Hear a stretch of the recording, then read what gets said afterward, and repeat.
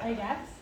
And I'm very excited to share this experience, the experience that is Carolyn telling her stories with you. I've organized a couple of these now, and it's always really special, so I'm really glad that you guys get to experience it. Carolyn is a writer, an environmentalist, an educator, a change maker, and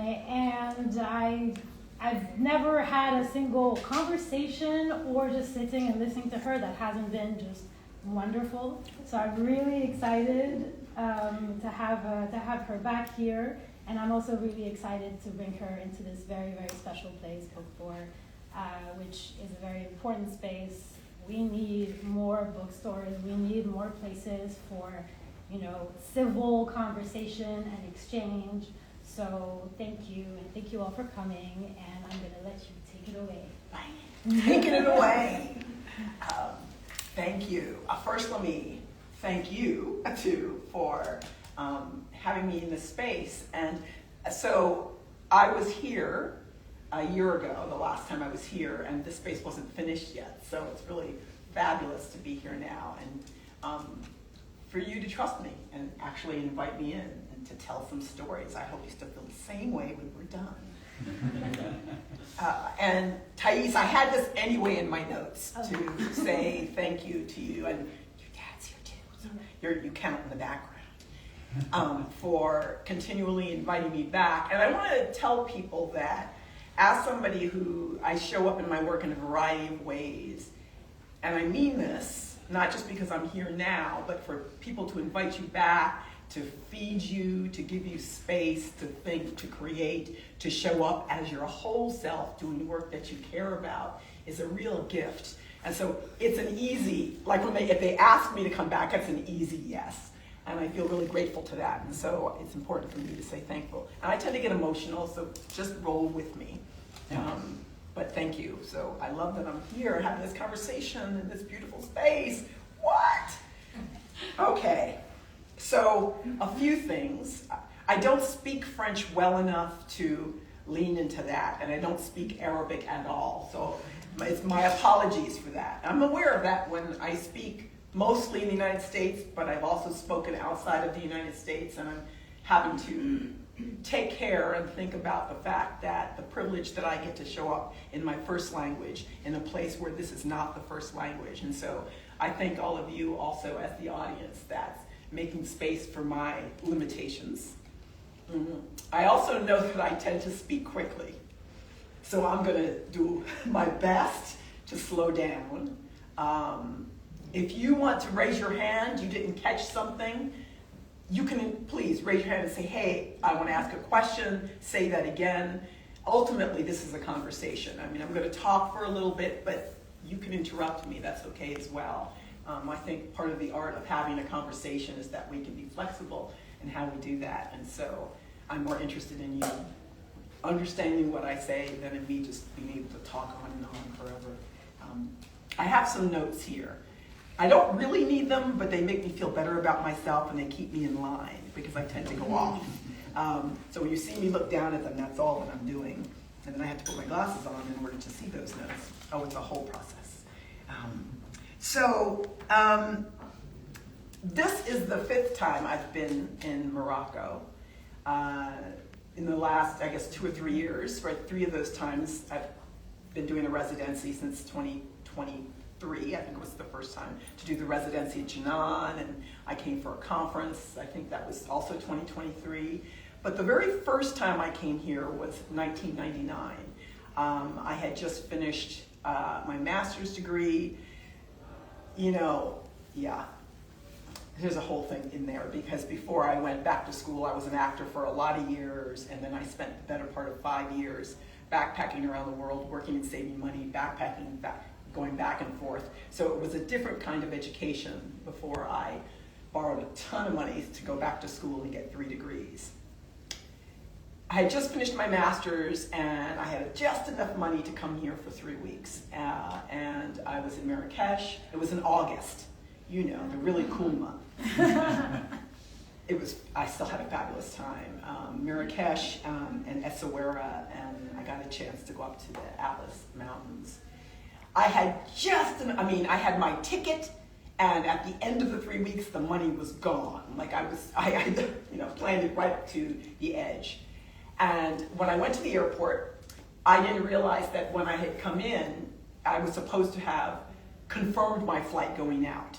And I didn't do it, so they wouldn't let me get on the plane. I think it was Royal Air Morocco, and they said, no, you can't do that. You're gonna have to wait till tomorrow. We've given away your seat. I panicked, because I thought, oh my God, I just spent like all my money. The hotel where I stayed before let me come back. They said, don't worry, come back. And then I had to go to I don't know if you have these anymore, because now we all have cell phones, but there was a place where you could make calls, you know how we used to do it, coins in the phone, you call. And I had to call the airline in London to change my flight. And I was popping in those coins. It was hot, I was sweating. I kept getting, you don't get a person when you call an airline. And finally all my coins ran out. And I just started to cry, which I don't usually do, because I just said, everything is overwhelming. I have no more coins. And this Moroccan man was just watching me. and he was so wonderful. I will never forget it, because he didn't have to help me at all. I didn't ask for help, but I needed it. He came over, he introduced himself. He said, what are you trying to do? He was very calm, because he saw I was very frantic. He made the call, he got the airline, he changed my ticket. I didn't have anything to offer. He said, don't worry, here's my card if you find you need anything else while you are here. And I think about that, when I'm here, because it was an utter act of kindness that he did not have to offer. I never take that for granted anywhere that I am. And I'm thinking a lot about that now in the United States. What does it mean, right, to be kind, to be empathetic, and to show up as your whole self in this moment? So I'm going to talk about that a little bit in the context of the kind of work that I do. I'm going to tell you a few stories, because that's how I like to talk about it, and sort of open it up for conversation. And thinking about, I wrote here, I've been thinking about kindness and grace and reparation and redemption. And how does that look in my own life? And so for all of us as individuals, we can have that conversation if we're talking about institutions, schools or journalism. But what does it mean for each of us as individuals? How do we embrace that? Maybe we don't. What are the challenges to embracing that? So first I wrote here, so what do I do exactly? When I say that I do work, what do I do? And I wrote here, I speak about, write about, consult on, advise, and teach about identity, conservation, belonging, American history, African American history, justice, power, nature, national parks, climate change, cultural geography, relationship, diversity, representation, it's a lot, and story. And story for me is the most important piece. I wrote here, that's the short version. And often when I do this, it might show up because people ask me to write an essay, or I'm working on a book, or I give a talk like this, or I do a podcast, or I'm in a documentary film. I love that idea of there's many creative ways to actually show up. But what remains true is that at the core is the intention for me about how I can show up around these conversations. How do I do that well? What does it mean? It's not about agreement. It's not about having any of you here agree with anything I say, because that's actually not the point. And I'm much more interested in all the ways that we are different and what happens when we all can be in the room and potentially generate something new because we have all the difference in the room, which for me is way more interesting and valuable than everybody being the same. So I've been doing this professionally for about 18 years. I just sighed, and that's a good thing. But I feel grateful that I get to keep my lights on and pay the rent by doing something that I care about and that I love. And it's always important for me to say that this work is really personal. And it's personal first, it's personal last, even though I have the privilege of practicing it as a profession, right? And showing up and getting paid. So I always have to tell the story which I know Thais and Gary have heard many times, but I have to be open with you to understand personally where I've come from and who I am and who my parents are. And because we're a lovely small group, we're going to go so old school here, my friends. I'm going to pass around photographs. Do you all remember photographs? Not on the phone? Yes. Because I have to talk about my parents first, Rose and Henry. They're now both 93 and 94. One has dementia, the other's got a little bit of dementia. They have multiple health issues, but they are still, I don't know, we come from the tough it out family. They are still here, is what I have to say. But these are two of my favorite photos of them. They're old, but these are my photos of Henry and Rose. So Henry and Rose grew up in Virginia, in the South in the United States. They were born in the 1930s, which means they were born during Jim Crow segregation, which I'll talk about in a little bit. So if you were black, and then particularly if you were poor at that time, that meant your movements were limited in terms of where you could go, how what you could do, legally and otherwise, culturally and otherwise. They both grew up in huge families. They both have a high school education. My father went off to fight in the Korean War because that's what a lot of men did, especially if you thought that was your only option. And when my father came back from the Korean War, now he was a veteran, and I remember him telling me that he saw someone who worked for a park. So they were wearing, I don't know if it was a state park or a national park. I think it was a national park, but they wear these wonderful uniforms. And he thought, I'm a veteran, perfect job for me. He went to apply. But in the 1950s, a black person could not work for the Park Service until after 1956, right? So they told him no. And then my parents joined what was called the Great Migration, which in the United States, a lot of black people from the South decided to go north because it was easier, I say that with quotes, to move north. If you were black, you had more job opportunities. And so my parents came to New York because my father had a sister who was a nurse. She'd married a contractor. She seemed to be doing well. And my father had 2 job offers. The first job was at a place called Syracuse, which is about 5 hours north of New York City. He was offered the job to be a janitor, and he turned that job down. The job he took was 30 minutes outside of New York City in a county that's called Westchester County, very wealthy, actually, county. A very wealthy Jewish family owned a 12-acre estate, and they needed full-time caretakers for that estate. They needed someone who could garden, that could be the chauffeur. There were 2 houses on the property. One was a gardener's cottage where my parents would live, and then the bigger house that the owners would come to on weekends and holidays. So I'm going to pass around these photos, which will give you an idea of what the estate looks like. Beautiful. So my parents take that job. This was 1957, 1958. Very wealthy, all-white neighborhood. So Harry Winston, some of you may have heard of Harry Winston, you know, the jewelry, the diamonds. He had a house down the street. Famous beer maker named Schaefer lived next door. Wingfoot Golf Club, popular golf club right around the corner. My parents moved in. This property had a swimming pool, a pond, vegetable gardens, flower gardens, fruit trees. You'll see the photos. Stunning piece of property. My mother in particular got really depressed because she thought she couldn't have any kids.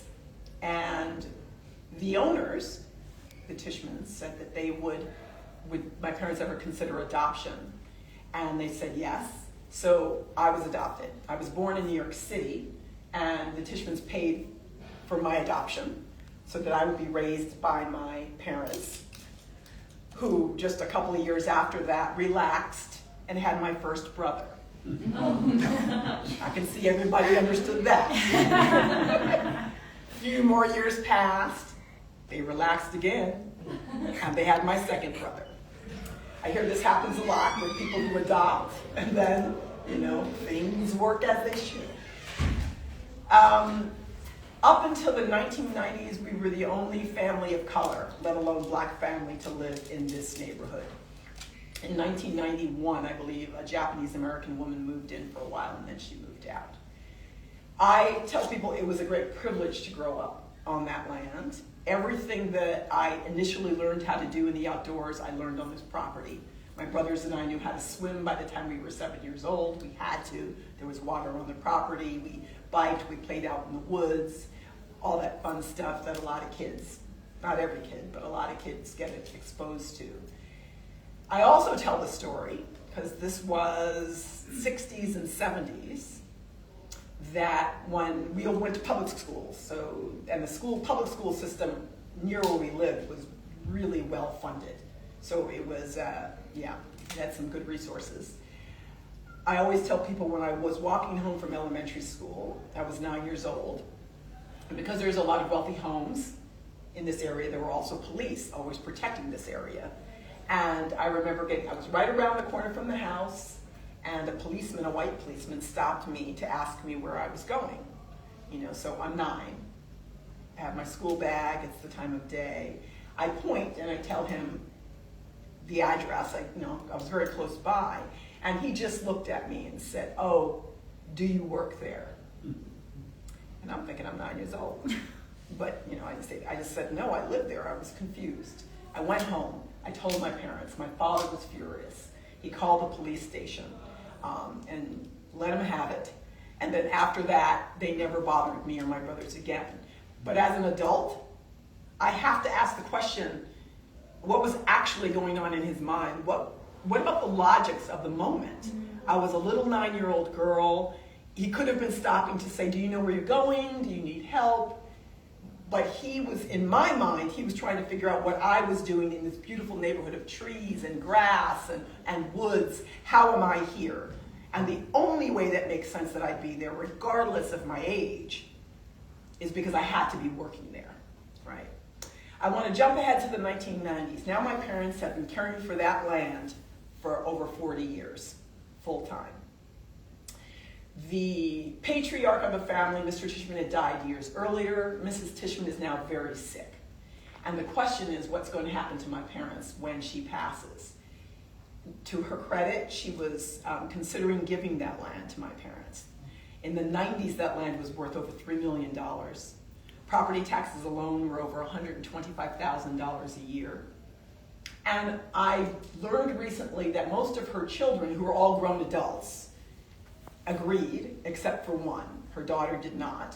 So in the end, she had a house built for them back in Virginia. And me and my brothers are grown. We're not living there anymore, but we go visit. This is home. When she passes away, Mrs. Tishman, she requests my father to be at her bedside, which he was. And it's really important for me to say this because this isn't a story about how the owners were bad people. If it wasn't for the owners, I actually wouldn't be part of the family. And they were intricately woven in with the family. When I got married, they covered the reception. We got gifts every year. It's complicated because power is complicated, right? The new owner came on. My parents stayed on a bit longer until early 2003, and then they finally left. So now my parents have been caring for that land for over 50 years, full time. They knew that land better than anyone else. Because it was self-taught, and you can see a lot of the images of that land in terms of how it was cared for was what my parents did. So now I'm back in school. Now I'm starting my doctorate. It's early 2000s. I think I know something. I've been studying conservation, environment, issues of power, feminism, all the things, Marxism. And I see that my parents are leaving the house in 2003, which also means I can never go back home either. So I started thinking about, maybe I should write something about African Americans in the environment. Think of a more broad history, because every time I would go to the college library, I could find hardly anything on the library shelves about African American people in the environment. Now, I occasionally could find something about environmental justice. Something bad has happened to this Black community. But what about the broader, relationships with nature, the poetry, the memoir, the biology, the experience of that from a Black perspective, I could find nothing, right? Which is why I decided to write the book that I ended up writing, which was called Black Faces, White Spaces, Reimagining the Relationship of African Americans to the Great Outdoors. When I say it's personal, this is why I say it's personal. The last piece that I want to say that motivated me to write that story, and I ended up flying around the country in the US, interviewing lots of different people in order to write that book, was because maybe 5 or 6 years after my parents left that estate, they received a copy of a letter. The letter was from one of their old neighbors, and it was letting them know that a conservation easement had been placed on that property. Now, I don't know if you have something like that here, but in the United States, you get these organizations that look at a piece of land and say, oh my God, there's so much value in that land because of the wildlife, or there's so much value because of where it sits in the watershed, or there's so much value because of the particular trees. And that conservation group said, we're going to place an easement. That means in perpetuity, that land is protected. So someone can live on it, but we're also going to protect. In this case, it's a very old stand of oak trees that are on that property. And my parents received a copy of this letter because one of the old neighbors sent it, and it had photographs, and so they gave it to me, and I read the letter, and I agreed. I thought, yes, this should be protected. I agree with protecting the wildlife, the trees. The thing that got me was at the end of the letter. At the end of the letter, there was an acknowledgement of the brand new owner who'd been on that land for 5 or 6 years, thanking him for his conservation mindedness. But there was nothing in the letter thanking my parents who'd cared for that land for over 50 years. And just like that, they were gone from the environmental history. And then I started thinking about all the people in the history of the United States who are gone from the history, just like that. You know, who have cared for land, who have been on land, who love the land, and who are still there, thank you very much. They're not history, who are still there, who are being erased. And unfortunately, I have to put it back in present tense, not just who have been erased, because we are somehow visiting there again, in my humble opinion, in being erased in terms of our presence, our experience, our knowledge, our care, our love. And this is where I have to come back and ask myself about empathy, kindness, reparations, and redemption, and where that shows up for me in embracing this moment in that particular way. And I'm biased. You're hearing me tell you this. I have a point of view about it. I think we all have a point of view. This is my point of view, so this is why it's personal for me. Ooh, I don't even know where I'm going now. Okay. A couple of his, I call them historical truths, historical facts. I want to make no assumption about what it is you know here in the room, so I just want to say some things really briefly. I put here, first, all U.S. land, United States land, was stolen, all of it. That will remain true no matter how far down the line we get, number one. Number two, people were stolen from this continent against their will, were brought to the United States, not only the United States, parts of the Caribbean as well, and were enslaved to work that land for free and build the backbone of our economy. It's a sad and true fact. Other groups, like the Chinese, for instance, were also brought over to build the railroads so we could move those natural resources back and forth with ease, but yet were written out of the history. If you look at the very final photo of the last railroad track that was put in, it's called the Golden Stake, I believe. Is it the Golden Stake? Yes. There is not, even though it was 3,000 Chinese men who worked that, many who died, there's not a single image of a Chinese man working, in that final history. And I could go on because there's lots of other people who've been erased as well. The environment was largely seen as a supermarket, and I think it still is in many ways, a supermarket of resources for our use. Conservation as an idea is about management of the resources for our use. Or it's a place where we can recreate. And it is a multi-million, multi-billion-dollar industry in the United States. Outdoor recreation, are you kidding me? In Colorado alone, I wish I could remember the number. People make a lot of money off of it. And I'm not saying recreation is bad. I'm just putting these things on the table when we have a conversation about environment and justice and difference and power and who gets to make those decisions and who loses when we make those decisions. I wrote here that inequality was baked into the founding of the country early on.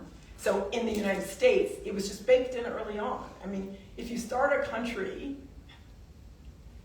by taking all the land and not acknowledging the indigenous presence, that's going to be a bit of a problem. If you start a country by enslaving another group against their will to work it, and you're not paying them, and you're not letting them own any either, you're not letting them claim, actually they're 3/5 human, so that was written, right? You know, you're going to have, for me, this is how inequality is baked in early on. And I'm not saying we've never addressed it or redressed it. I'm just saying it's part of what, not just in my opinion, in the facts, have made it so challenging right now. 3 other things I'm going to stop for a second. Do I need to stop for a second? Any? All right. You know, I'll keep on rolling. All right. I would say you're good to go. Okay, I can tell I'm starting to sweat a little. It's good. 3 other sort of historical points. And, you know, we could be here all day. There's a lot of history, but there's just 3 that I want to pull on when I'm thinking about issues having to do with the environment and justice in particular. One is the Homestead Act. It's a piece of legislation that was passed in 1862. And honestly, before I started studying this stuff, I never thought about it until I started to think about it. The Homestead Act meant in 1862, for the most part, if you were of European descent, so you think about all the European immigrants who came over, and I'm not here to denigrate a single one of them, because for many of them, they were forced to leave the land they were on, so it's not even that they necessarily wanted to do that, and that was a perilous journey to make at that time. If you were a European immigrant, the gun would go off at midnight. You could run out, you could put a stake down on up to 160 acres of land. I don't know what the translation of acre would be for here. What's that like here? About 50 hectares. Okay. If you got your stake out there before anybody else, if you stayed on that land for 5 years, if you built a house, and if you farmed and or gardened. So if you survived that for 5 years, that land was then yours, free and clear. That can't happen anywhere that I know of anymore in the world, right? And what I always say about land is never just about land, right? It's about economic and political power. It's about the right to say that you belong. It's about legacy. You have something to pass on to your children and your children's children. Something like 60% of European immigrants died trying to do this, because that's a hard life. And you could die from the common cold, you could die from loneliness. So this is why I have no interest in denigrating any European immigrant who did that. And I also have to say and ask the question, what happened to all the indigenous people that were on that land before they got there? Many of them were killed, many of them were removed, right? So it's complicated. I have to talk about, have you all heard the phrase 40 acres and a mule? I can see a couple of nods. So 40 acres and a mule. 1863, President Lincoln issued the Emancipation Proclamation. This meant that all enslaved people were free. And as part of that, they were given each, not each individual, but I would say each man, head of a family, was given 40 acres and a mule that was left over from the war, the Civil War, in order to start farming and building a life. So that's pretty incredible. You're given 40 acres. What's 40 acres in hectares? That would be about 14. Okay. 14, 15. Okay. Enough people, especially white plantation owners from the South, as well as some people in Congress, started to think about that, I guess, and said, you know, what I just said to you, that land is never just about land, right? It's about economic and political power. It's about the right to say you belong. It's about legacy. they weren't having it, and they took all that land back. So I want you to think about the emotional whiplash of that moment. People who had been enslaved, freed, given land, opportunity, having it taken all back, right? So leave you with that, because that didn't change, right? And the third piece of history that I want to put out there is Jim Crow segregation. And I think some of you may have heard of Jim Crow segregation. This was from around that same time, late 1800s up until 1964, which is not that long ago, right, when the Civil Rights Act was passed. And Jim Crow segregation, I wrote it here very specifically, laws and statutes in the southern United States supporting segregation. So this is where you have the whites-only signs versus the colored, they were called colored facilities. They were all separate: schools, beaches, buses, movie theaters, restaurants, bathrooms, public bathrooms. And when I looked this up, I just wanted to confirm. I was looking online, and it said, one of the comments I read, one of the facts I read was black facilities were often vastly inferior. And I actually want to put a little star on that, because actually you had some black communities that thrived during this time, including in Tulsa, Oklahoma, and they ended up getting burned down by white communities. So the facilities, if they were inferior, were not because the black people were inferior. It is because they could not get the resources. So imagine wanting to go to the bank and perhaps you need a loan, but they weren't being loaned to. It was these kinds of issues. Imagine yourself going to a neighborhood you want to live with your new family. It's a nice neighborhood, but they're not going to sell you any real estate. On and on and on until 1964. And some would argue that it went on for much longer than that, even though it would have been considered illegal in terms of who can come in.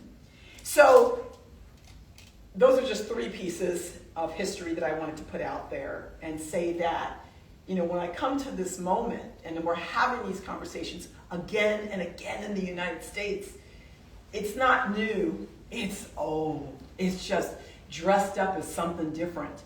But the same idea that you've got a current administration that wants to erase that history.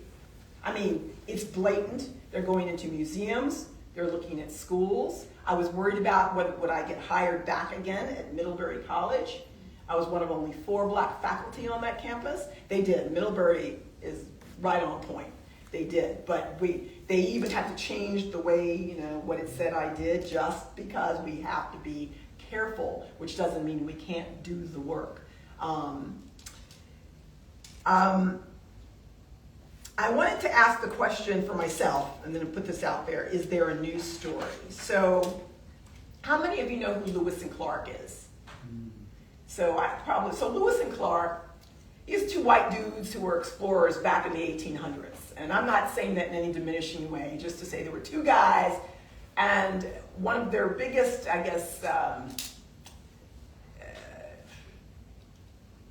one of the biggest trips that they did was from Montana to Oregon. It took 2 years with about 40 men, an indigenous woman named Sacagawea, and a black man who had been the slave of, I believe, Clark, named York. And they had to carve their way to the coast. Now, if you're doing this in the 1800s, you were literally carving your way, right? You're cutting through, you have to meet up with tribes. And the story is that I've studied, you learn, when you're an American kid, you learn about Lewis and Clark. You learn about them in elementary school, you learn about them in high school. I heard of Sacagawea not until 2 years ago had I ever heard of York. And I studied this, I never heard of him. So the story goes that York was a very big man. One of the reasons they were so successful is because he was big, powerful, dark-skinned. And when indigenous tribes saw him, they were like, is this guy for real? And they'd go up and rub his skin because they thought it was magic. They thought it was powerful. So they called him Big Medicine. Ultimately, Clark had said, stay with me, stay with this expedition for 2 years, and I promise you your freedom. He was married, he had kids. When the expedition was over, they went to Washington, D.C., because then President Thomas Jefferson was going to give all these men their reward. And York had to wait in the slave cabins for the call that never came. So all the other men got their rewards, but he wasn't acknowledged, and he wasn't freed for years later. And even today, we don't know what happened to him. There's not much about what happened to him. So members of the National Park Service who protect the Lewis and Clark Trail wanted to tell his story. They hired a film crew, this wonderful black director who'd been Oscar nominated and liked to tell these stories, and they invited 8 black storytellers from the United States. I was one of them. That we would spend 4 days canoeing on what's called the Upper Missouri River Breaks, part of that journey, 4 days, 49 miles. This river guides took us out, and yes, we were in tents, and they set everything up for it, and it was amazing, and it was hard, and it was all the things, and they made this film. So we're in 2026, 2025, this was 2024. The idea would be that this summer, the Park Service would release, the film would be made, and they would release it. But we have a new administration who doesn't want to tell that history. So we all got paid, the film got made, but none of the national parks can show it. This is where we're at. I saw it finally in Portland, Oregon, because if we go to film gatherings, film festivals can show it. But the Park Service cannot show it, right? This is where we're at, right? And I feel both thrilled that I was part of something to sort of redress a wrong about a story that is not only black history, it's American history, it's human history. The problem is if you leave any piece of the story out, we all lose. And I know not everybody feels that way about it in the United States in particular, but I believe that to be true. I also want to say that in sort of how I'm personally impacted is that my book has been removed from some curriculums. So I used to do a lot of work with a lot of government agencies. I served on the National Parks Advisory Board for 8 years under the Obama administration, for instance. None of these government agencies can hire me directly, which doesn't mean people can't find ways, which is what's happening now. They're finding ways to go around that, but because they get federal funds and because anybody who is seen doing diversity, DEI, diversity and inclusion. I don't even say that even though, because it's not a thing you do, it's a tool you use, but don't get me started. We can't get hired and paid by these organizations. The other thing that I want to say is this year, 2026 in the United States, is the 250th anniversary of the Declaration of Independence. It's really ironic, right? We hold these truths to be self-evident, that all men are created equal. That is the first line in the preamble. So I'm going to say just 1 or 2 more things, and then I'm going to stop so we can have a conversation. So I come back to the question of kindness, thinking about for myself when I'm doing this work, when I show up in my life, when I show up at this moment, particularly in the United States. What does it mean for me to think about kindness and grace and reparation and redemption, especially when I feel overwhelmed, angry, exhausted about the current moment. I wrote here, when history of the many is being erased again, when natural resources are being seen as primarily resources to be extracted as we see fit again, when climate change is being denied, when kindness and empathy are viewed as weaknesses, right? And the future of our planet is in peril. The last 2 things that I want to say is from a personal place, and I'm going to actually end on an uplifting note, I promise,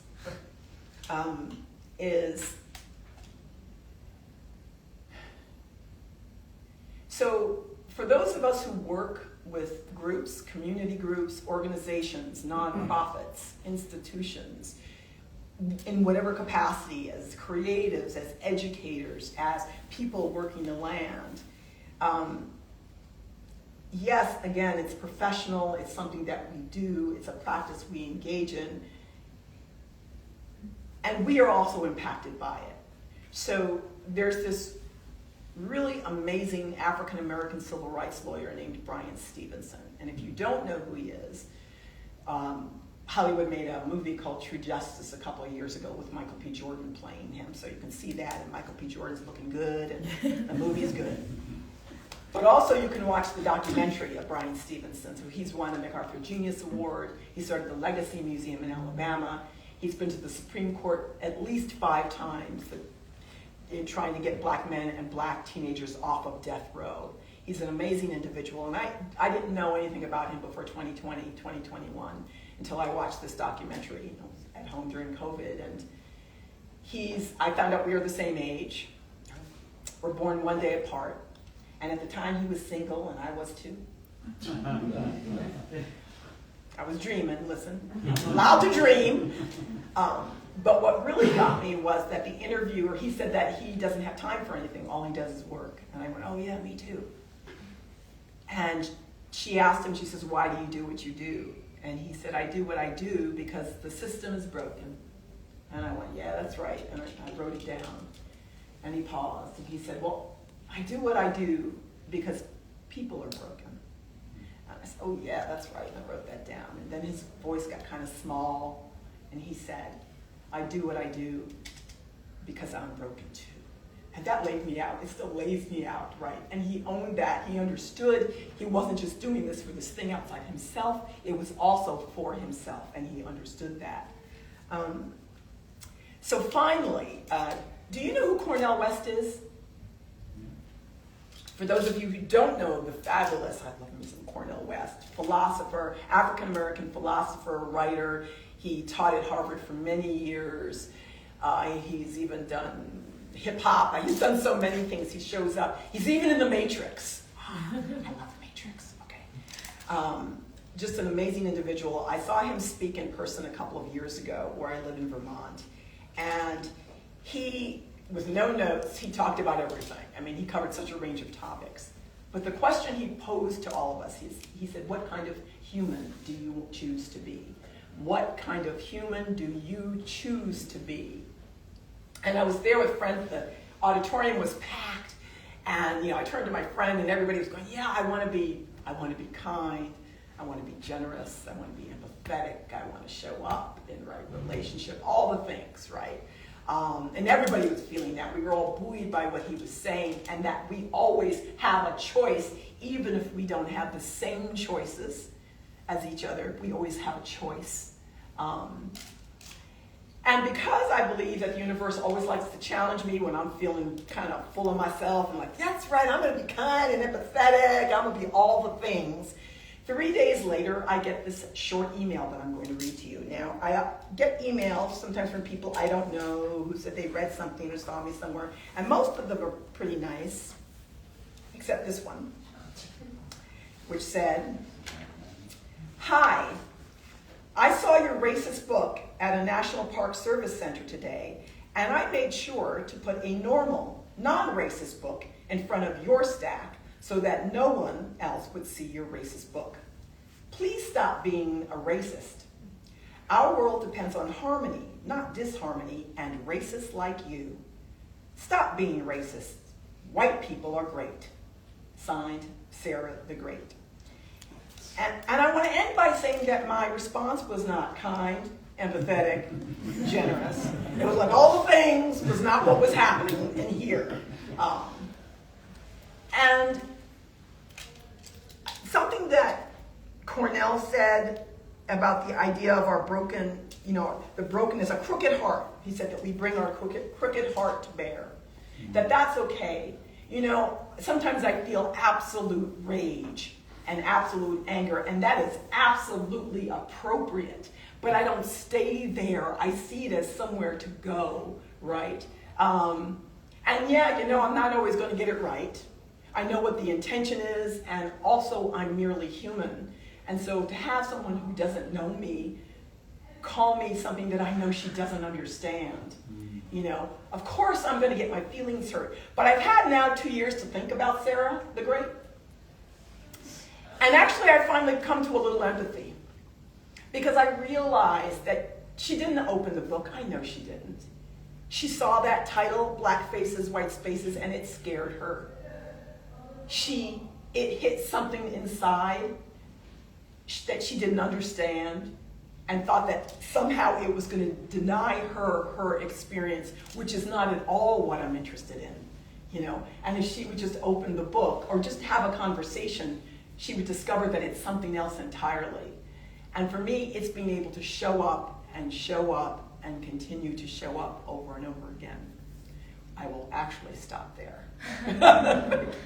Yeah. Thank you.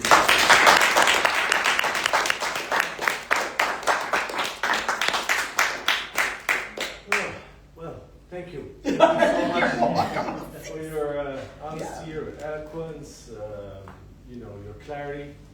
We need clarity these days. Before I ask you maybe the first question and then open it up to everyone else, you wear your colors and your clothes beautifully. Thank you. Look at you getting on my good side. But you wear your years even more beautifully. Oh, keep it up, Aziz. Keep it up. I looked at your birthday. It's hard. I know you did. You were trying to figure out the birthday. I know you were, right? Your birthday is really hard to believe. Believe me, I know. My question. Yeah. So, and I want to talk about Morocco a little bit. Right? Please. Morocco is a biodiversity hotspot, very important, especially in the Mediterranean. And but the ecological wealth of the country has been decimated for a really long time. First by colonial powers, but then also now, unfortunately, by locals. Yeah. The pressure that's on the environment comes from lack of education, from poverty, from folk magic, from many, many aspects. And we need to kind of really try to ease that pressure because it's really destroying the environment much faster than we can rebuild it. So the questions I have for you, and sometimes really conservation can sound extremely elitist to a country that's poor, with not that many natural resources. One, how do we deconstruct the narrative around extractive relationship? How do we deconstruct the narrative around the extractive nature of the relationship that we've built with the wild?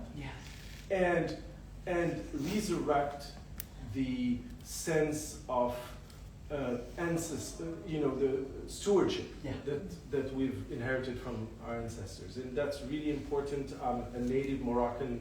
If you go back many generations were here, and we had a reasonably healthy relationship with nature that, and I see a huge amount of parallels with indigenous peoples in the United States.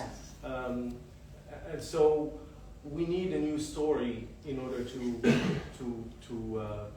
reconnect. That's a great question.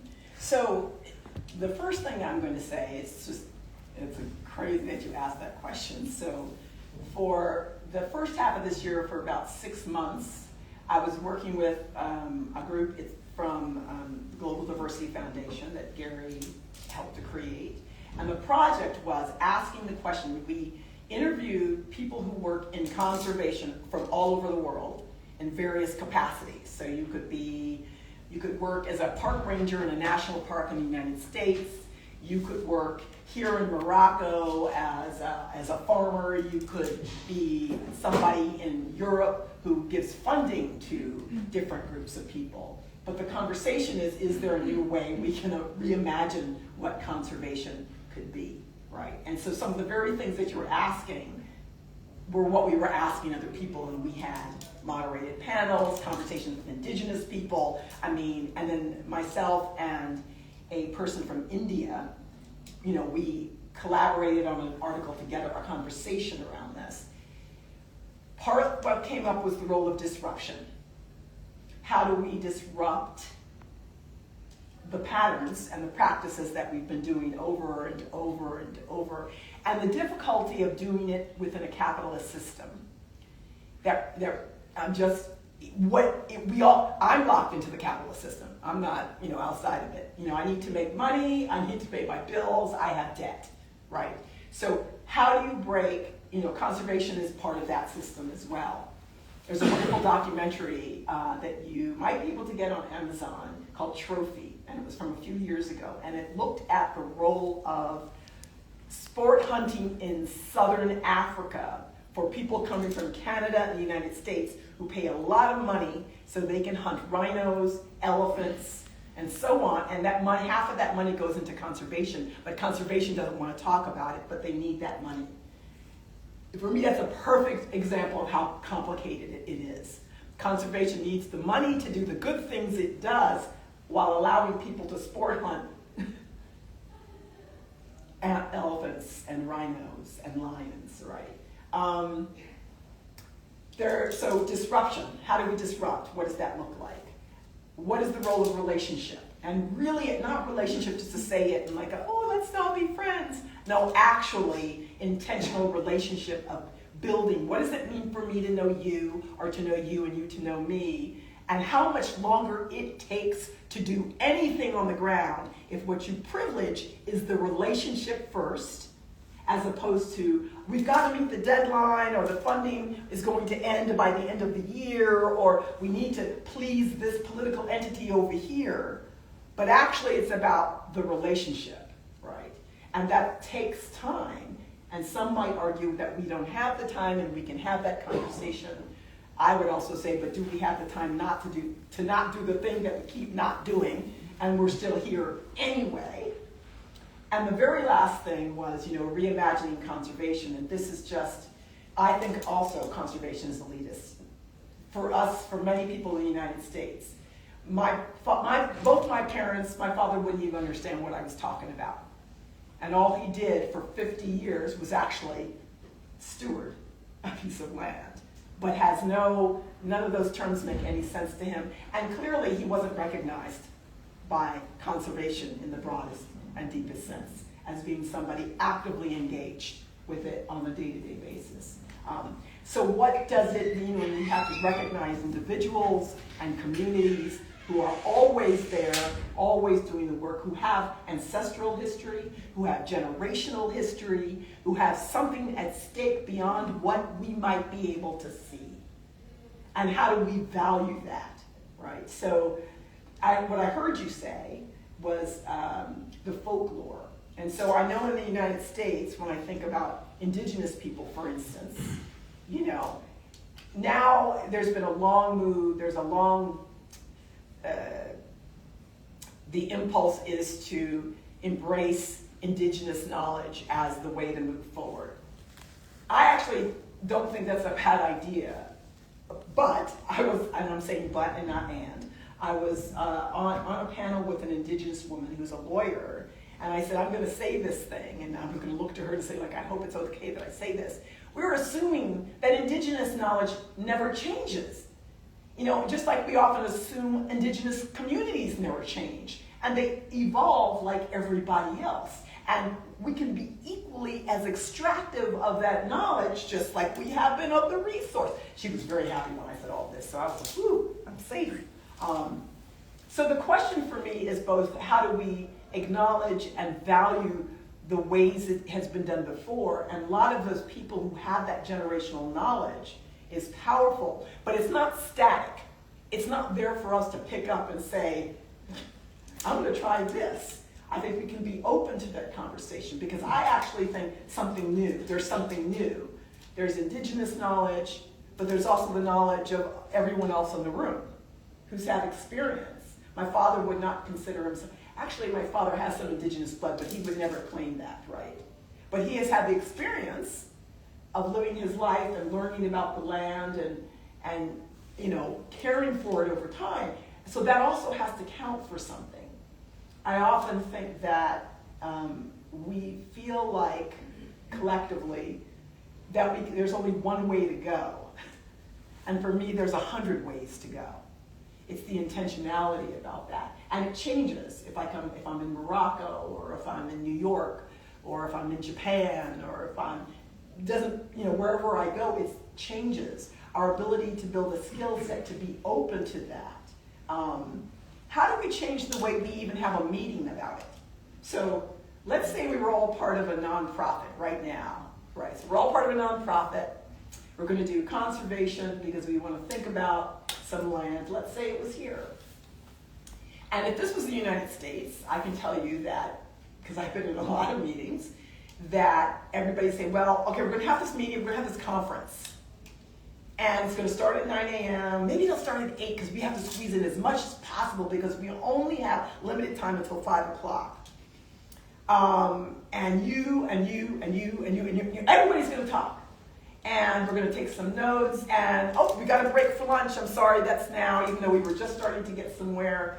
And what we end up doing is privileging the time and the organizing of the conference and not the ideas and the people in the room.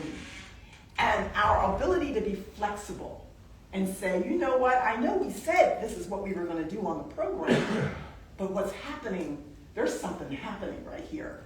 Forget the program. Let's go where the ideas are generating. How do we build a skill set and a set of trust to do that, to believe in ourselves beyond the limits that we've set about how we get things done? What happens when we privilege the vision over the product? And that is a really hard one to try to get funded. But I think that's actually what has to change. That's, for me, part of the problem, is that how can you talk about a product of a thing you haven't done yet? That's a level of arrogance that I think is hysterical. Just for a second, I get why we do it that way. I've written grants too, but really, I'm guessing what might happen on something I haven't done yet. That's like a year out, 2 years out, as opposed to the vision for it. And that the vision is collective, that I took the time to be in relationship about it. And that we're going to construct it over time, and we know something will happen because we trust the relationship. Because even if the funding goes away, you still have the relationship. If you don't have the relationship and have the funding, I don't believe you're necessarily going to be successful. The money is always going to come and go. But people are always here, right? And it's just funny we don't see that as a resource, and we don't always put the time into it. So that's part of me. I'm getting, what else is these? Did I say no? Yes. What's your name? Eric. Eric. Hi, Eric. Eric from Holland. Yeah, I thought it was funny just to know that Peter Stuyvesant bought New York, and you paid for it. Oh, yeah, that's right. Okay, that's right. Yes. I just want to balance in a little bit. Yes. My question I had was, first of all, I thought it was really very interesting, very open-minded. Yes. So it's good to open our mindset. Yes. I just have one question is about how do you stay on, when you talk about historical facts, which I think is very interesting, how do you say that you don't do cherry picking from the history? Yes. I'll give you an example why. Yes. I only recently heard that the slaves in Africa were transported by black sometimes, slaves. yes. That's never right. mentioned. It's never, sorry to say so, never mentioned. Yeah, okay. When the slavery stopped, Yes. the cages were full with people. I don't want to see the scene and thinking about it. Yeah. So why that part is never been highlighted? In Amsterdam, we opened a new slavery museum. I don't know if you had a chance to visit it, but it's quite interesting to see the whole slavery history, because we as a nation, we try to get the kind of conversation you had with more people, the population. Yes. So my question is, what's the reason why you never never read about that? Yes. Because I give you an example. The guy in Holland, Black Lives Matter, the chairman of Black Lives Matter in Holland. Yes. His parents, not his parents, his grandparents were slave traders. Yes. So that's sometimes true. Yeah. So this came like a big shock in Holland, because they said, well, yes, we have to apologize. Our king went to Suriname, he apologized for the slavery and all that. But my question is, how this from your point of view, how can you be not cherry picking from historical facts and stay how do you say that, not biased, but stay neutral in it? Why? I'm never neutral.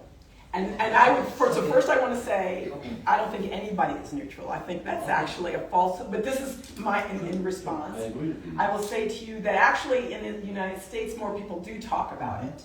But I will agree with you that I think part of the reason that's true is, how can I put this? And, I'm biased, right? I'm a person of African descent, right? So I have some bias here. While that is true, that is not the majority experience. And when we look in the United States at what's happened to people of African descent who were enslaved as a result of slavery, we're still feeling the repercussions of that. And so, yes, we are complex as human beings because, they didn't just easily get on the boat without any help from some people who were here helping them get on the boat, right? So it's not to deny accountability. Is that what I'm going to say? That there's accountability there. Also, there are those who would use that as a way to deny accountability for the majority population who started slavery, who persisted with slavery for as long as possible. And I think that might be why you don't see as much of one as you do with the other. I will throw something else on the table that we talk about, but not as much. There were indigenous communities that had slaves in the United States, enslaved people. That's a really complicated conversation. My father's great-grandfather was enslaved. He also had a grandfather who was Cherokee. He also had a relative who was white. This is true for many people of African descent in the United States. There are indigenous tribes that when they had black people who were enslaved and slavery ended, invited them to stay part of the tribe.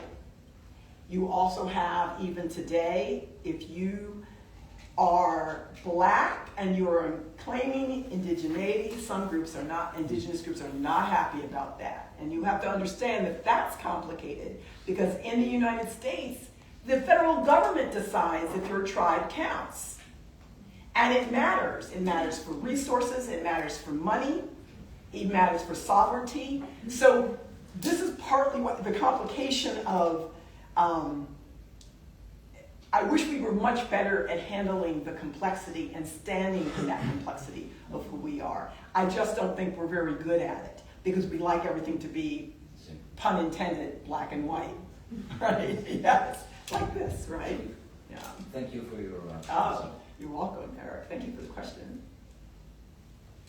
Yeah. What's your name? Louis. Louis. Did we meet before? Possibly. Okay. Yeah. Continue. You mentioned reparations a Yes. few times, and Yes. I think it's clearly a very, very important part of. Really, the question is how do you see reparations happening? Can you go back on 100 years of Jim Crow and the lack of education and the lack of opportunity? Is it just cash? Where's the if it's such a key part of, equalising the unbalance? Yes. Where do you see reparations happening and in a possible frame? Yes.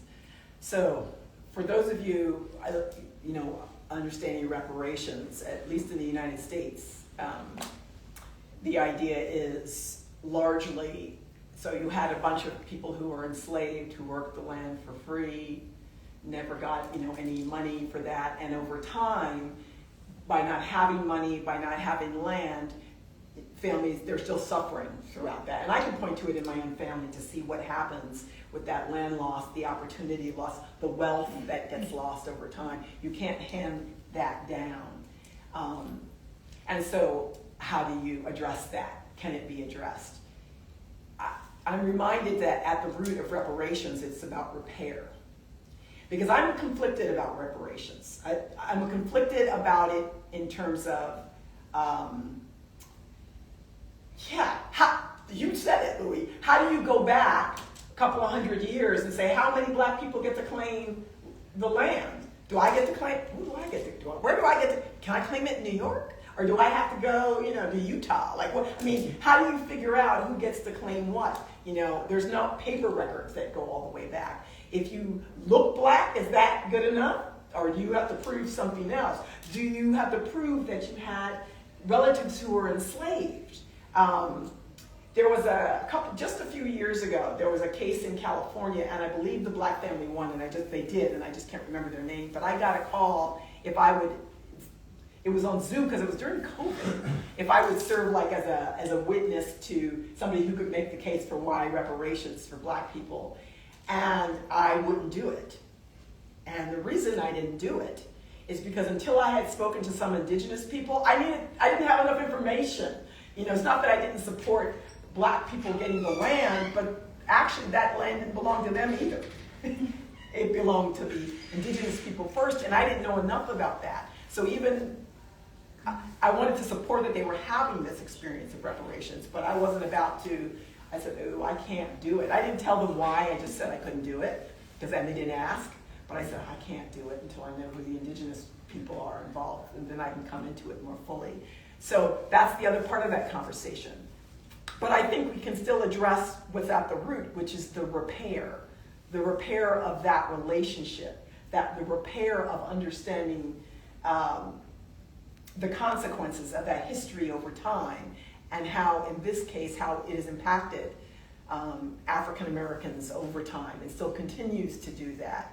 How do we take collectively as a national community of the United States, take responsibility for that? And at this moment, we don't want to. And we're actually being told we are being told very specifically in our museums that history has to be erased, flattened out. And the reason that our current president is saying it, these are his words, not mine, is that he doesn't want white people to feel bad and white kids to feel bad. And, I don't want anybody to feel bad.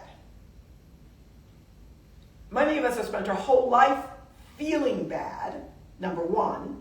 Number two, not only do you take away the stories and the experiences of people who look like me, but you take away the experience and the potential knowledge for white kids who have a fuller sense of who they are in relationship to it. That's what relationship is. It's not about anybody feeling bad. We're all accountable. I'm accountable too.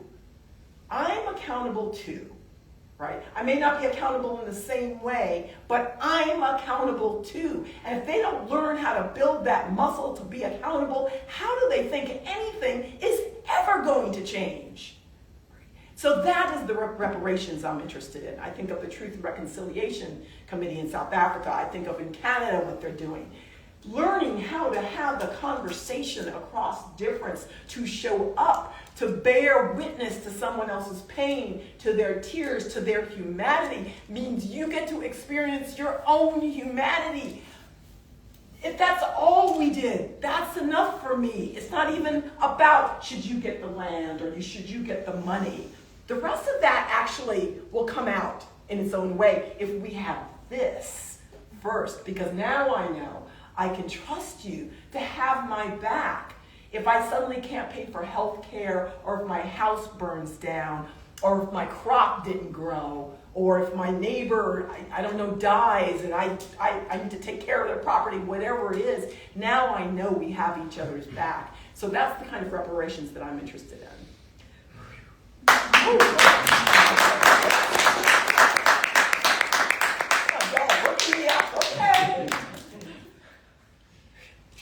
Louis go.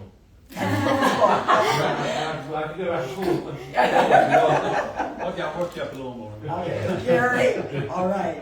No, I'm not going to work you up, but I actually was thinking about this beautiful book that you wrote and that I've read and reread, and you mentioned about some work with Global Diversity Foundation of exploring disruption and reimagining conservation. Yeah.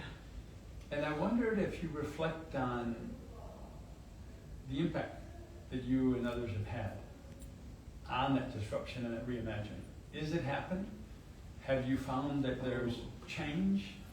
Is there that systems change, that social change that you are necessarily arguing for in your book, or at least implying it?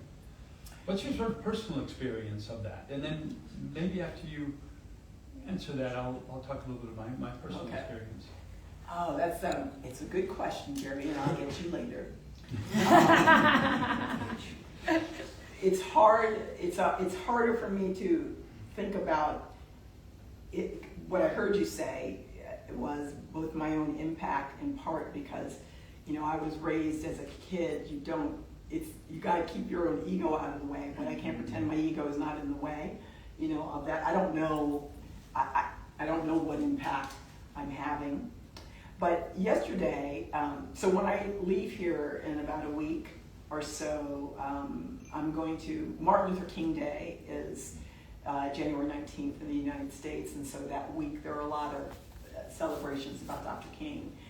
And I will be giving a talk at Vermont Law School, which does Vermont law and environment, about that. And I was sort of thinking about what I wanted to say, and I was looking at a lot of Dr. King's famous quotes and old sermons and things he said. Man, he had a way with words. And one of the things that he talked about was audacious faith in the future. And I loved that, right? Because you have to be the faith in the future. And that is the kind of, it's almost like I have to, in my own mind, think about, I'm always thinking about how am I present and what does it mean to be continually present. Because we live in a society where sometimes you get rewarded for doing good work. Sometimes that reward looks like money, or you get elevated or celebrated, or all the ways. It can get confusing, and sometimes you can find yourself wanting to tilt towards that award to get that affirmation in that award, so you can continue to do the work, so you can continue to pay the rent and get celebrated. And it keeps piling up on itself. But there's something about practicing staying present in it and having that audacious faith. And I think faith is better than hope. And a friend of mine, Carolyn Finney, who's an artist, had said this to me not long ago. She said, someone asked her about hope, especially at this moment, and how one can become hopeless. And she says, for her, that's the problem of hope. It's limiting. Because if you don't get what you want, you become hopeless. But the thing is about faith, in terms of what do you believe in, that doesn't change no matter what. So if the outcome isn't what you wanted, it doesn't mean you suddenly don't have faith in it. And I like to think that that's what Dr. King meant by a faith. So what I have to continually ask myself is, what do I believe in? And what I believe in, actually, stop getting emotional, is what I believe in. I have to believe in our collective humanity. I have to believe in people. I mean, I ultimately don't trust anybody, but that's a personal thing. And if we were having therapy here, I could lay it out for you. Because, we die, we leave, we lie, we're unsure, we make mistakes. We're people, we're human. That always makes me nervous, for myself as well. But the thing I also believe most in is people. There's over 8 billion of us in the world. How can we not know what to do next? How is there not another possibility? How is there not? I mean, we're thinking of things all the time, right? So what I want to believe in is that in doing the work, my faith is continually renewed by seeing what other people are doing, how people continue to show up. I measure it by, if people invite me in, if people are practicing kindness, and I don't mean in a woo-woo way, I mean like they're practicing it. It's real in terms of how they treat each other and do the work, where the commitment is. You think about all the famous people, artists, and people who have worked, who we know them now because we learn about them in school, but when they were alive, sometimes some of them died poor. Some of them died, their work didn't have any meaning, but some of those people we're still talking about, like their work impacted years later. That's the thing I have to have faith in, even if it's some small way, right?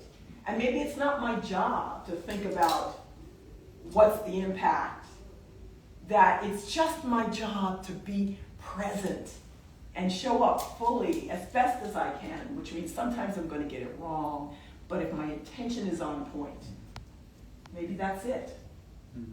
Okay, I'll still get you later. Well, you don't have to get me. What I think is that sometimes if you can step back and see the change. I mean, it's going on almost 50 years now that I've been involved in conservation. That's right. And, so you have a long the world I saw 50 years ago in conservation is not the world I see now. We're in a space here, Aziz has already referred to it, but to refer to it even more specifically, the High Atlas is an example of a place where the indigenous people haven't been divested of their land and resources. I mean, we can argue that that's been challenged, that's been limited, but they're there. They're cultivating the landscape. The cultural landscapes are still there, are theirs. And I was just this week with Tesnima Boot, who's just joined us, the Morocco director of Global Diversity Foundation. We went to see the director of Tukau National Park. Now this is, for those of you who don't know, this is the Morocco's first national park. Started really on the American model of national parks. Yeah.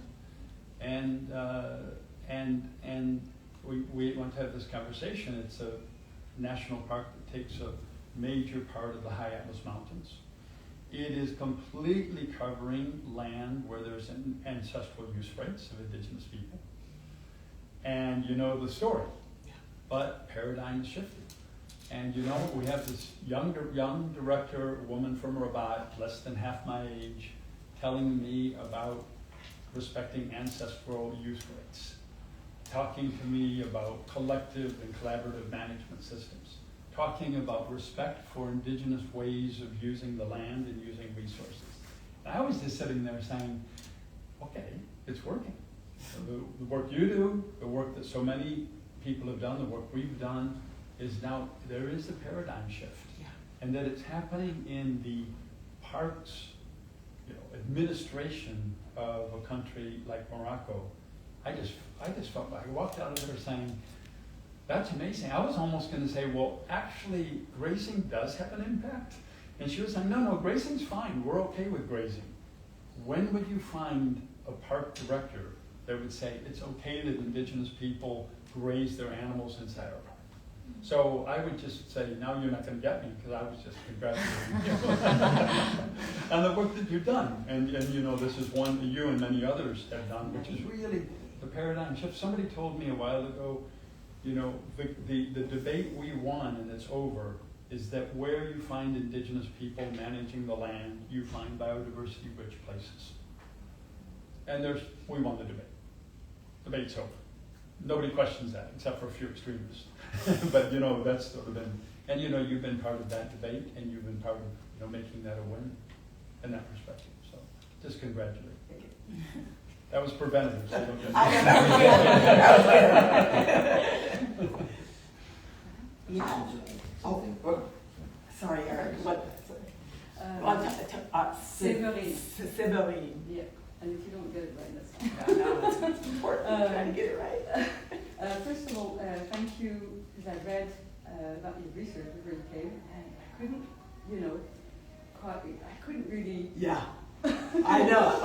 wrap my mind around it, and you helped me connect the dots. Okay. By telling you a story, so thank you. Yes. And I also wanted, you said something about no piece of land in the United States, in what today is the United States, hasn't been stolen. You said something like that at some point. So in the general American narrative, Christopher Columbus got lost and claimed it, and so that land, it's because you had indigenous presence was there for thousands of years. I mean, long before anybody showed up. So it was taken. Yeah. So yes. My point was I agree and disagree only because you said that you liked it when people disagree. Yes, come on, yes. No. Yeah. But I want to go a little deeper than Yes. just the land being stolen. Yes. Also, it's just, to me, it's also, and above all, about the semantics of ownership. The way it is used today, Yes. that's been imposed, that's been defined, in a certain way that still works today. What can you do with that land, how you can use it, and how you can trade it. Yes. So that's even deeper in my mind. It's in, I agree. the way- Ingrained. Exactly, Yes. in language. Yes. And it's been imposed. And so, yes, and actually I agree. Sorry. Well, in the United States in particular, as I understand it, even just the idea of private property, Mm-hmm. when that idea gets introduced that you can buy and sell a piece of land. So, I partly use that phrase, and others use the phrase of saying all the land was stolen because it's a quick and easy way for me to begin to make a point. I'm trying to, bam, I want to say that. And you're right, by using that language of stolen, it assumes that there's ownership before. Instead, there's probably a better choice of words. It just won't have the same impact when I'm trying to be like, yeah! Which is to say that there's a lack of recognition of relationship that already existed between a group of people and the land itself, right? And that largely recognized the land not as being something to be owned, but as sometimes ancestral, sometimes something to be in relationship with. And so, and again, capitalism makes it complicated, right? Even for how, I would argue, some indigenous people talk about it in the United States. I think we have to be, it's like you can just know how to do jazz dancing, but it'd probably be better if you know jazz, contemporary, modern, ballet. Like you have to know how to just kind of move, even if in here you feel a certain way about, I went off there, but the way what we're talking about, yes. And there was something else that I was going to say, and you saying that. Oh, yes, both of you. So this happened to connect it. One of the places where I'm challenged and still working at is that it is much easier for me to talk about issues having to do with the environment and everything you heard me say by centering people in that conversation. I'm trying to get better, and actually I'm going to do it differently, to think about non-human, which means land, trees, wildlife, everything else is not incidental to the experience of human beings, nor simply a stage for human beings to be on, but also something that I have to actively have that respect and be in relationship with. And I'm trying that, and it's harder for me to do. It's just because I have been so ingrained with thinking about it, but also because I've been so focused on the people piece for a lot of different reasons. And I think that's the next part of the conversation, is for myself at least, and thinking about conservation more broadly, and just who are we, what kind of human do I choose to be? Do I choose to be one that sees this triangle and humanity sits at the top and everything else comes down?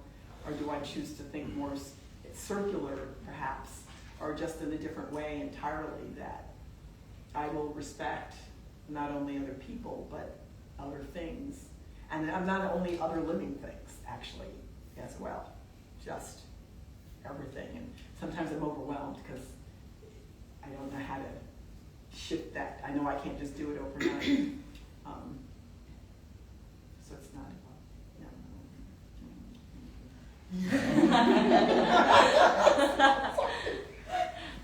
yeah, thank you. Thank you.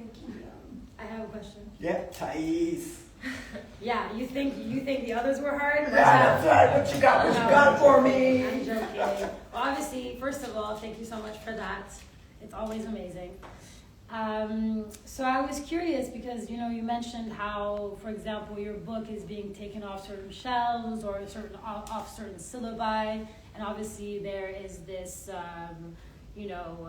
control over the narrative and, making sure that white kids don't feel bad and all this stuff. Within that context, I was wondering, what are the sites of resistance and revolt to these phenomena that give you, well, that feed your faith, not hope, but faith. Yes. And that where you find inspiration. And these sites, obviously I'm saying sites, but they can be physical spaces or intangible spaces too. I'm just curious, what are the things that you go to when you're like, oh my God, this country, this world is a mess? Like, what brings you back to the light? Oh my gosh. Back to the light. Thank you. Actually, well, I have to start off someplace and then I can get to where I need to go. But because I decided, I was never trying to be a professor or be in academia. That wasn't it, right? So I pursued acting for 11 years and I brought that creative impulse into getting my degrees, and I needed to pay the rent and everything. So I said I can teach, but what I really want to do is public platform, which means how many ways can I show up doing this work in the world and be creative about it. And when George Floyd got murdered in the United States and Black Lives Matter really in 2020, 2021 really took rise, a lot of people, particularly those who look like me, we got more work than ever before, because in the United States, you had a lot of particularly predominantly white organizations and institutions and businesses, some legitimately, some little virtue signaling happening, you know, all kinds of things saying we want to do it differently. And it was an amazing moment. It was like somebody kicked the door open and the tidal wave came in. And that door has closed about to here, like before it was like this, to here. And I see resistance throughout that, because when the door opened, it meant that a lot of people got to come in and be in relationship in different ways and place those ideas in certain spaces they weren't in before. Publishing houses, media, academic institutions, for-profit businesses. And some of it stuck. Some of it didn't. I see that as its own kind of resistance. It's just like we got our foot in and now we have to take our foot out, but it doesn't mean we've gone away. I worried about, for myself personally, like, will I get as much work? Because my position at Middlebury, and I wanted it to be part-time because there was just a period of time for 3 years I was teaching 2 classes a week and flying somewhere every week, and I had no support. I couldn't do it like that anymore. And so I wanted to work just some over here, and then I could do everything else over here. And it's been working great, but then I worried about the work starting to go down. So it just got personal, like, well, am I gonna make enough money this year? Like, how's this flying? And the fact of the matter is the phone hasn't stopped ringing. And what I mean is it's not as much as in 2020 or 2021, but there are new projects. And that's why it's like, well, I'm going with a group of people to Brazil who are from the Smithsonian African American Museum and this Black nonprofit called Indigo Arts in Maine, who supports, art and creativity, but also talking about land and all these issues. Because we're going to go, 20 of us, to Bahia and see art. It's called Art in Slavery's Wake. What are people doing to be creative? And an opportunity for all of us to be together for 10 days and see what someone else is doing in another country, and what can we learn from that, and what can we share. I see people saying, having been told that you can't hire this person or bring this person in, doing it anyway. I see people will never stop making things. People will never stop making things. We can't. It's in our nature as human beings to make and create. So whether it's an idea, whether it's a piece of clothing, whether it's a protest, whether it is music, people will never stop doing it. And history has proven that, and I'm seeing that now. I've had issues, social media, But I see some things on social media that's my own personal issues with it. Because it scares me for a lot of different reasons. But I also see, generative things happening on there. People are in conversation with each other.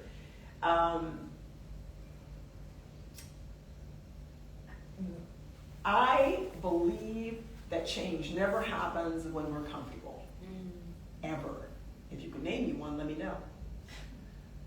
So all of this stuff, which is not comfortable on any level, and for some people, there are people dying. So I want to be really clear here.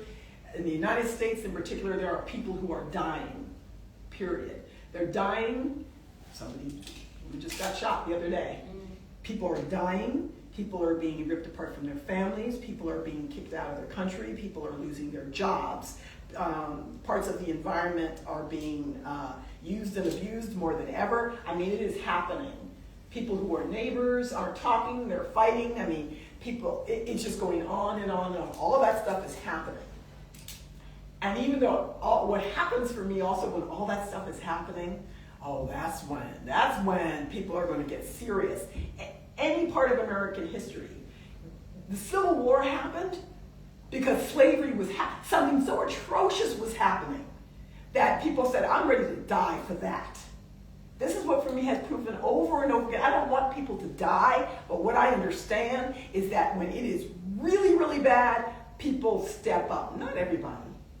But for me, it's always been enough. People step up. They step up creatively. They're ready to fight. They're ready to defend.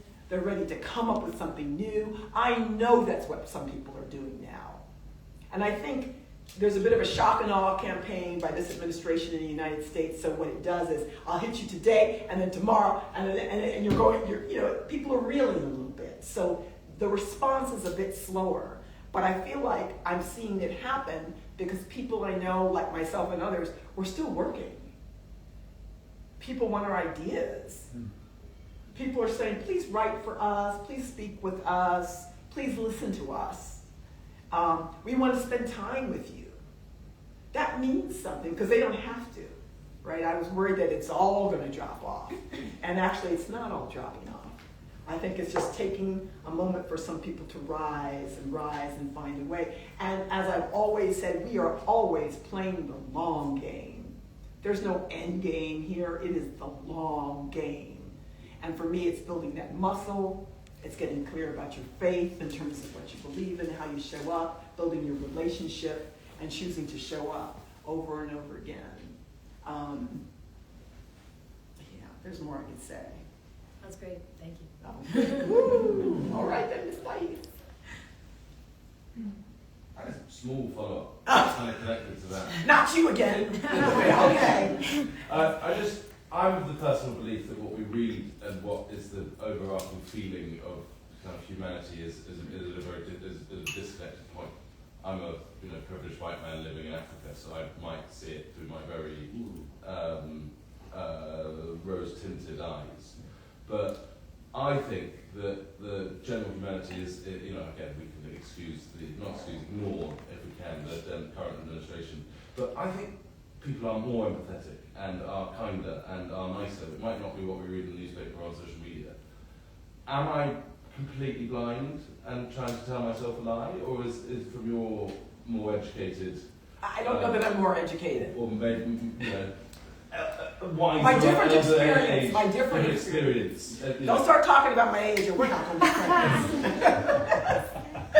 But am I telling myself a lie there and in thinking that, or is that your experience? Do you think the individual and that leads out to the collective that might not be mass media and government is more empathetic, or do you think that I'm telling myself that to feel better about my position? I think both things can be true, and I actually think both things are all right. So I would say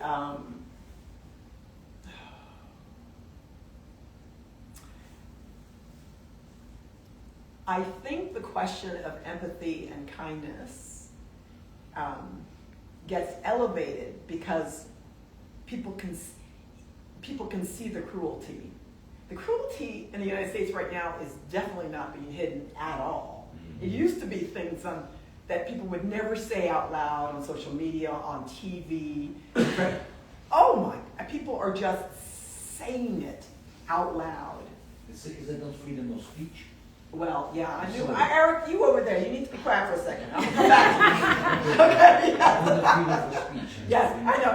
Well, just to answer his question, so I will say, see, Eric doesn't mess with my head. Okay.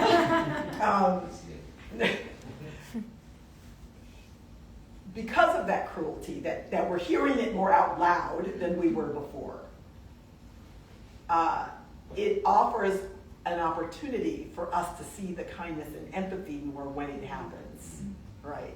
So, what is that old corny saying, there's no darkness without the light, There's a way within which both are true, because I am also reading things and seeing things where kindness and empathy. I've noticed it, how people, depending on where I go in the U.S., when people, I can tell they're trying extra hard with me. I fly a lot. And not just with me, because sometimes I'm seeing it, it feels more tangible than it did before. And that's not a bad thing. And I think it's, again, because it's all the other stuff. Sometimes I think it's the news is choosing to put just the really bad, the really harsh stuff out there, the cruel stuff, as though that's what's happening. I think because it's happening in positions, by people in positions of power and with institutions that historically we would not have heard that, which doesn't mean it wasn't happening behind the scenes, it's just now we're hearing it. It just feels really harsh. And I believe that as human beings, we have kindness and empathy, regardless about what anybody in power may be saying about it. It's always been part of our makeup. And also, if I just am practical, it's part of our survival. At the end of the day, if I need some food from you, I don't have any money, and you have a really big basket of juicy, tasty stuff, and I'm hoping you'll give me some. Do I think that if I come in front of you and start berating you that you're going to give me anything? No, that would just be dumb. So I'm going to try, and sometimes the kindness comes from that place, and I don't think it's necessarily a bad thing. So that's why I said I think it's both and, because I also want to see that. I want to see that too.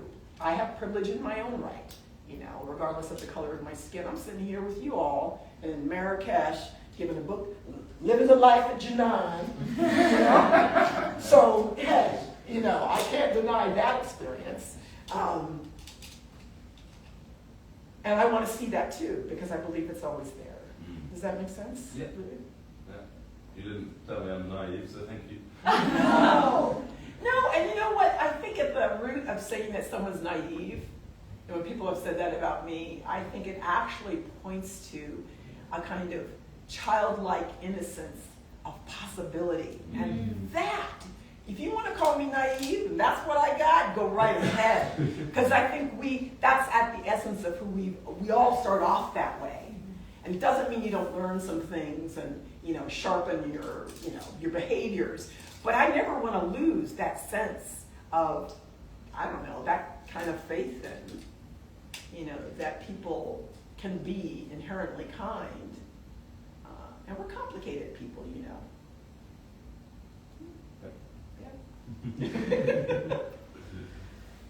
Speaking of. Oh, yes. What's your name? Ashraf. Ashraf. You were nodding a lot. It was very exciting. Thank you, Ashraf. I guess this line of questioning sort of brings us back to Sarah, was her name? Yes. The person who sent you the email. Oh, Sarah the Great. Sarah the Great. Forgot the name. So I guess doing what you do, I guess you meet a lot of Sarahs, sort of like in different contexts. And people, you said you like it when people disagree with you with something that you used to, etc. But sometimes I feel like there are people out there who have certain opinions, much like Sarah. Do you always feel that it's a conversation worth having? If somebody talks to you about the eye, is it worth, and they have a certain idea, is it worth going through that trouble? Yeah, that's a great question, Ashraf. So, a few things. So, I never go anywhere unless I'm invited. It's really important that I say that, because it's not like I show up and be like, hey, I'm going to talk about these things. And in the United States, I would say it's probably 60-40 I often, especially during the 2020, 2021 George Floyd, that whole moment, it was predominantly white organizations and groups and communities that were inviting me in to have a conversation. So if you've invited me, and I've spoken in every state but 3, the North and South Dakota and Hawaii, and I keep telling those folks in Hawaii they better hurry up and invite me. What's happening right now? And some of those states multiple times. I'm going to Texas in March, places you went. I've been in Utah multiple times. The assumptions we have about certain states that in the United States are called red states or maybe seen as conservative, you've got diverse people in every state. I mean, ideologically diverse, not just what they look like. You've got all kinds of people everywhere who want to have a conversation. So that creates a form of protection, meaning that they've sponsored the event, they've brought me into the room. So I worry less about, if there's a Sarah the Great in the audience. What I believe in is that the audience is also part of, we have to hold that together. When I say that I like when people disagree, I need to reframe that, because I just realized a couple of you picked up on that immediately when I said that. What I mean is that I am less interested in whether or not you agree with me. I'm more interested in how we're able to hold the conversation. I don't want to be in an argument. I mean, I don't have fear of argument.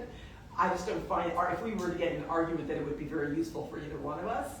I'm interested in sort of creatively building on, what your experience has been. So just in choice of saying, I always say, this is my opinion, or I think, or I hold, so that I own it for myself, knowing it may not be what you have there.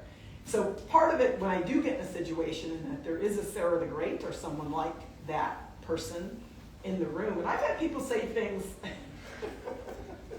sometimes it's fun. They don't even realize how insulting it is. And that's the thing that helps grow my empathy, because I'm like, that is so insulting. Like in my head, I'm going, and I can tell by their face they had no idea. There was no malicious intent, but I always like to say privilege has the privilege of not seeing itself. So we all have privilege, we just don't have the same privilege in the same way. And when somebody asks me something that someone else might say, well, that was racist or that wasn't thoughtful, I can tell that they had no idea, right? And so then the exercise for me and the opportunity is, oh, okay, so how can I come back and answer that? But also just, so they can maybe see without pointing a finger at them and saying, what you just said was racist. Because that usually doesn't get anybody anywhere. The other thing that is really important to say, and this is a conversation we have for people who do this work in the United States, particularly people of color, and that's black, brown, however you define that, is that it is not always our job to educate. And that's a hard one, because I also do it to make a living. And also, it can be very exhausting. If in a non-work situation, you're still expected to be the one to explain. And I've got plenty of examples where that comes up. And 9 out of 10, I'll step up for it, because I can't help myself. But sometimes on number 10, I'm just going, that gets old. There's also the silence. So I can tell you many stories. I'll tell you one. I was on a domestic flight in the United States, and I've had my hair in locks for a lot of years. I've worn all different kinds of hairstyles. And it was a smaller plane, and the plane landed, and how you all stand up, you're waiting for the door to open. And I stood up, and it was just white folks standing around me, which was fine. And there was a man behind me who was probably maybe 40 years old at most. And suddenly, and pretty loudly, he goes, "Is that your hair?" And he said, "Is that your real hair?" And I wasn't facing him, and I've had this, and I just, my eyes closed, and I said, and everybody got quiet. And I went, oh my God, this is going to be one of those moments. And I just said, if I just say this in a certain way, he'll just stop. And I said, yes. And then he kept going. He said, because, it looks like one of those wigs you can get at a Halloween store.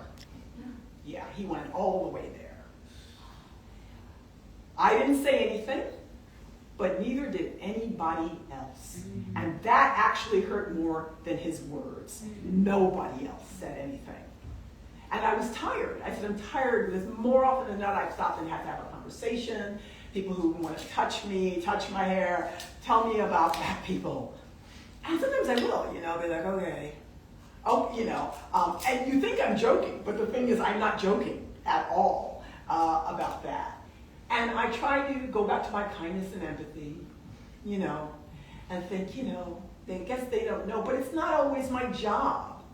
As I would not go up to an indigenous person and do the same thing. I would not go up to a Moroccan person and do the same thing. I would not go up to another person I don't know and do that. If there's something I want to know, I'd educate myself, and then I'd be in a relationship and see what I might find out.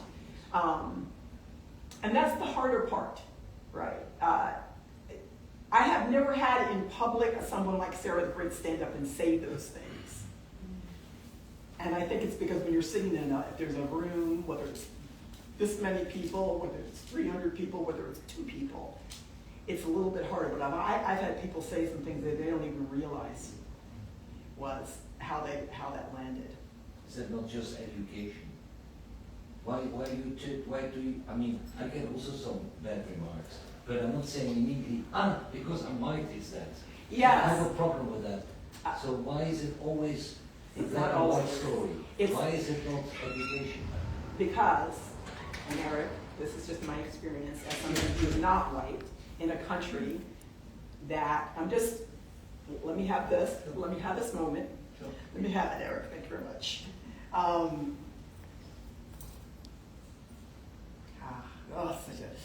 Because I know that question, I've gotten this before, and it's a fair question. Because my interpretation, if I were to say that it was simply education, what's implied is that education is equal in the United States. That everybody had equal access and equal opportunity to that education, number one, which is not true in the United States. Number two, that education actually covers all the details, which I started off, it does not in the United States. So, if you've ever, I made it all the way through 3 degrees without a single black faculty, 3 different schools, and I had some great faculty. This isn't diminishing any of them. I remember sitting in one of my graduate classes. It was small on feminist theory. Wonderful woman who taught the class.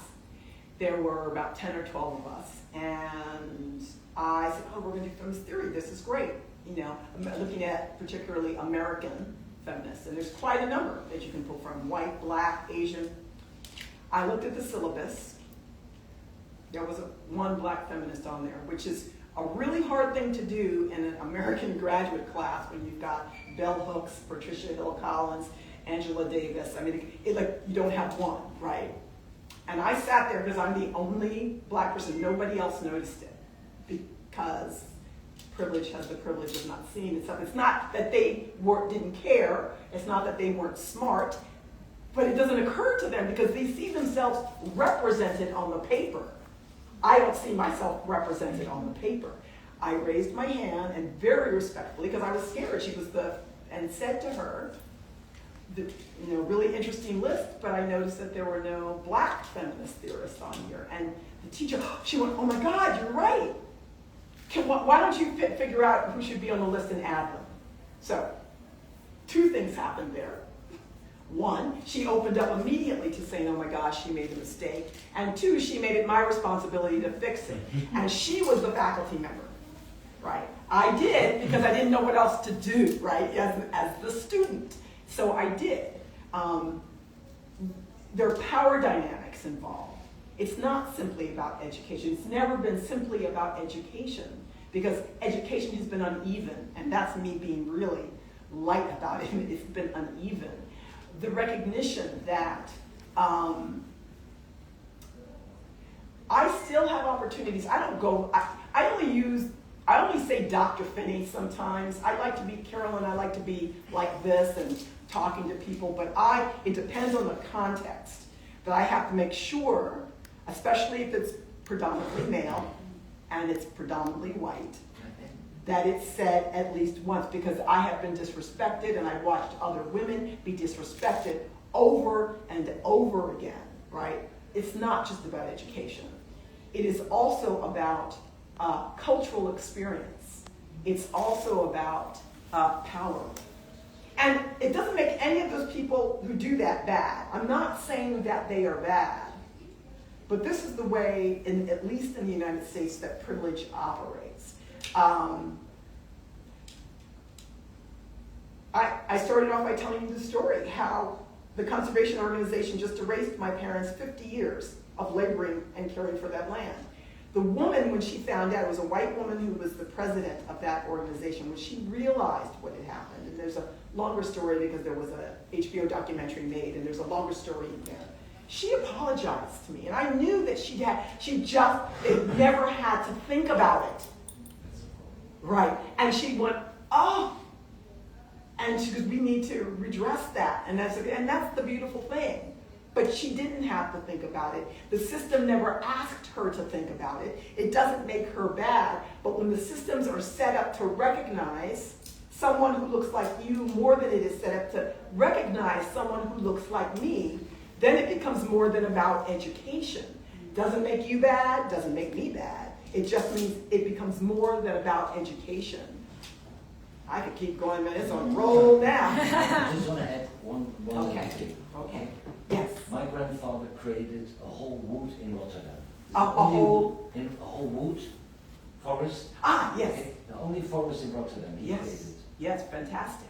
Recognition, zero. Yes. There's no recognition. Yeah. Now, are we crying for that? No, not really. Are we saying, oh, why is that not the case? So I just want to say there are also examples. Yes, there where are. there's no recognition for the, I don't like to say white and black because I never talk about that actually. Yes. Because I think that's for me personally, I've never seen so many about white and black and white and black. Because in Holland we don't have that conversation. Right. It's a different, America it's a different is another place. situation. I agree with you. Yeah. But I just want to say that sometimes recognition doesn't come. I know it's frustrating. I agree, but that's the case. Yes, and I want to say to you that in this case, in the United States, that recognition has almost never come. Okay. And it's across the board. I mean, and we're looking at a current moment where the administration is trying to erase the recognition. So, I just because I can't help myself. So, Harriet Tubman, you probably heard of Harriet Tubman. Is that what you were going to say? Yes. So that's exactly. So two things I want to say about Harriet Tubman. Thank you. So Harriet Tubman is probably the most famous black abolitionist. I mean, she's part of our American history. She saved over 600 slaves on her own. This little, physically small woman going back and forth, saving people, bringing them from the South to the North. She herself was a slave, and she had escaped. She was enslaved and escaped. Oh, gosh. Earlier in 2025, they actually wanted, on the national parks, there's a site for her. They wanted to remove her. They tried to remove, because the current administration wanted her removed from the site. And there was such an uproar by everybody saying, this is part of our national history. Like, are you kidding? And put her back. That's what's happening. There's something else that I will share because I don't have all the facts yet. So I just want to share it because you looked at me and I don't know it's an excuse in Harriet Tubman. So I told you that I was adopted, and I recently met my biological family about 2 years ago, and I'm writing about it. It's a whole story. But my biological father, it looks like, there's somebody who's been researching this for 10 years. His last name was Stewart, which meant that his people were on the Stewart plantation, which is the same place that Harriet Tubman and her brothers were. So it is possible that we are related to Harriet Tubman. And you know, if I find out that fact, I'm going to be walking around with my big Harriet Tubman, I'm related, and that's what that's going to be, the truth. And the other thing I want to say, Eric, is you may have meant this differently. When people cry about something, when they cry about something, it's often indicative of a deeper pain and a wound. So it's not even always about the recognition, but like most people just want to be seen and valued fully as human beings. And when you have been told for hundreds of years that you're not good enough, that the crying because of race or gender or any other kind of difference comes from that deep wound of not being seen and embraced and simply loved for who you are. That's terrible. Just to give you an example, all the statues in South Africa and Cape Town, from all the Dutch, all the names have changed. Yeah. The one who created Cape Town, Jan van Riebeeck, the statue has still been taken away. Yeah. So, this is a whole other conversation. I actually don't necessarily agree that statues should be taken away, as though that's not part of our history either. what's history? I actually think there's a larger story to say about what people are really responding to. Right. Woo, Eric.